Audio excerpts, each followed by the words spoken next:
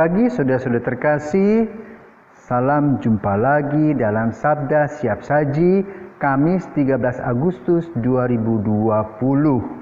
Mari kita berdoa dalam nama Bapa, Putra dan Roh Kudus. Amin. Ya Allah Bapa sumber belas dan cinta kasih, kami mohon berilah kami roh-Mu agar tak jemu-jemu kami saling mengampuni.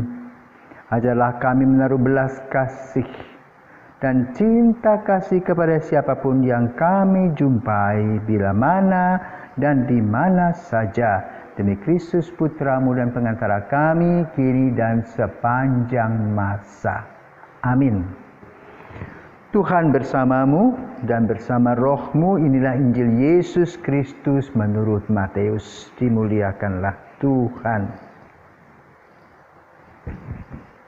Sekali peristiwa datanglah Petrus kepada Yesus dan berkata, "Tuhan, sampai berapa kali aku harus mengampuni saudaraku jika ia berbuat dosa terhadapku? Sampai 7 kalikah?" Yesus menjawab, "Bukan, hanya sampai 7 kali, melainkan sampai 70 kali 7 kali.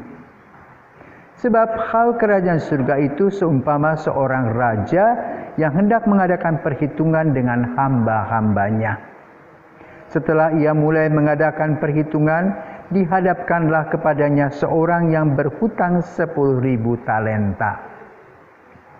Tetapi karena orang itu tidak mampu melunasi utangnya, raja lalu memerintahkan supaya ia beserta anak istri dan segala miliknya dijual untuk membayar utangnya. Maka bersujudlah hamba itu dan menyembah dia, katanya, 'Sabarlah dahulu, segala utangku akan kulunasi.' Tergerak hati raja oleh belas kasih akan hamba itu, sehingga hamba itu dibebaskannya dari utangnya pun dihapuskannya. Tetapi ketika hamba itu keluar, ia bertemu dengan seorang hamba lain yang berutang 100 dinar kepadanya. Kawan itu segera ditangkap dan dicekik, katanya, 'Bayarlah utangmu.' Maka sujudlah kawan itu dan minta kepadanya, 'Sabarlah dahulu, utangku itu akan kulunasi.'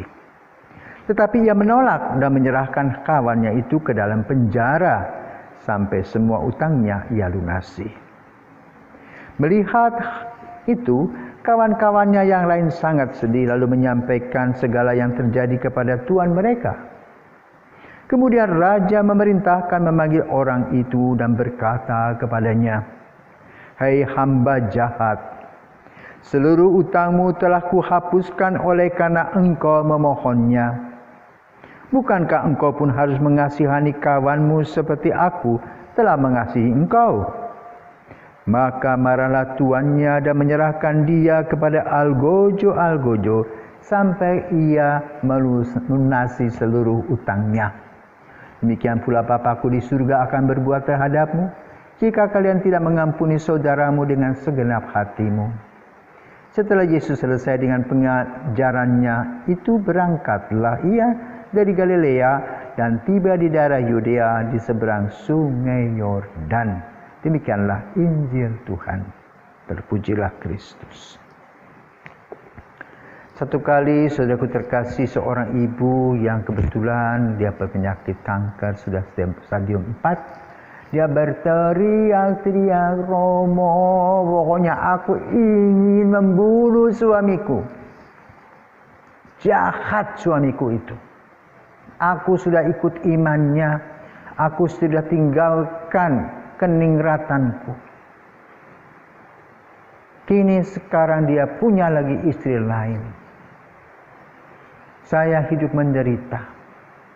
Walaupun keluargaku mengatakan, 'Kenapa kamu mau? Tidak tahu suamiku ini wajahnya buruk rupa. Tapi entah mengapa aku kok tergila-gila sama dia. Dia hanya lulus SD, Romo. Aku ini seorang sarjana. Kok bisa ya?' Heran semua orang. Mereka katakan, apa kamu diguna-guna? Tidak tahu. Tetapi kemudian saya memang meninggalkan imanku yang lama dan bergabung dengan iman suamiku. Ada beberapa hal yang positif yang saya terima dalam imanku yang baru itu. Bagaimana aku harus belajar memaafkan, mengampuni, hidup dalam cinta kasih. Tetapi dia sendiri buat seperti itu. Percuma saja dia itu. Saudaraku terkasih, tidak mudah untuk memaafkan. Apalagi kalau orang sudah disakiti lagi, sudah bosan. Maka yang ada adalah amarah. Nah, Petrus mendengar kasus-kasus seperti itu dan bertanya kepada Yesus, bagaimana ini? Apakah harus memaafkan 7 kali? Ya cukup, artinya ada kesabaran cukup. Yesus berkata apa? 70 kali 7 kali artinya selalu dan seterusnya, selalu dan seterusnya. Secara manusiawi rasanya berat, tetapi kita boleh belajar dari Yesus untuk memaafkan. Kenapa? Mengikuti sekolah Yesus tidak gampang, tetapi harus berdasarkan pada cinta kasih. Sama seperti seorang ibu yang melihat anaknya berbuat salah, dimaafkan, diampuni, dimaafkan, dimengerti, dipahami. Sudah cinta kasih. Kita belum bisa menuju ke sana, tetapi kita boleh belajar dari Yesus, belajar cinta kasih, memaafkan. Lalu apa yang harus kita lakukan? Memaafkan berarti membebaskan. Kita punya pengalaman ya, dengan gambaran hamba yang tadi.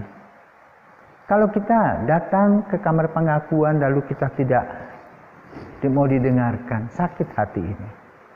Tetapi setiap kali kita datang ke kamar pengakuan, Tuhan Yesus mengatakan, saya mengampuni semua dosamu.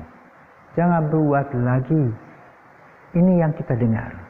Yang kita rasakan bahwa beban itu diambil oleh Yesus.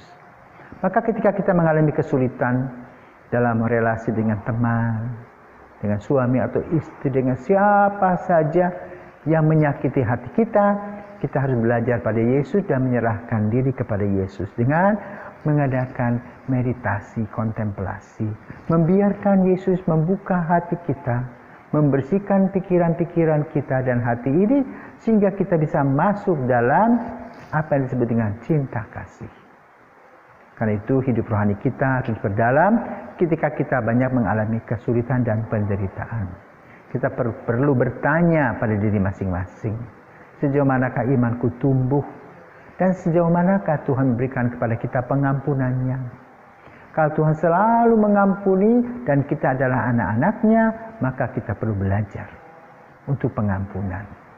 Karena itu berdoalah kita agar Tuhan, kami boleh belajar untuk mengampuni. Tidak mudah, tetapi harus kami lakukan karena Engkau selalu dan senantiasa menyertai kami.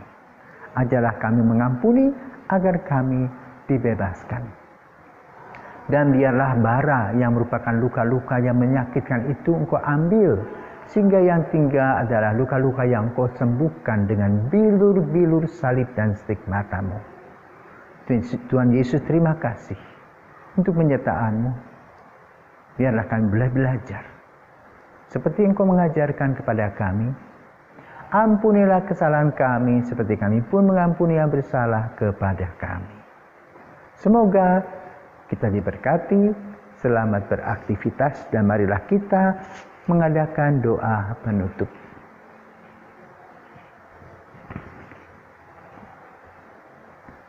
Allah Bapa, sumber belas kasih dan cinta kasih, kami bersyukur sebab berkat belas kasih-Mu Engkau selalu memberi kami harapan baru.